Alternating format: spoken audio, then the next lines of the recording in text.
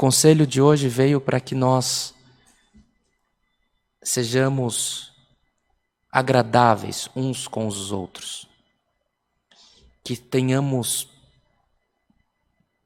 sejamos tardios no julgamento, que sejamos tolerantes em ouvir, mas a palavra não faz disso um abandono da tua necessidade que você tem hoje para com o Senhor.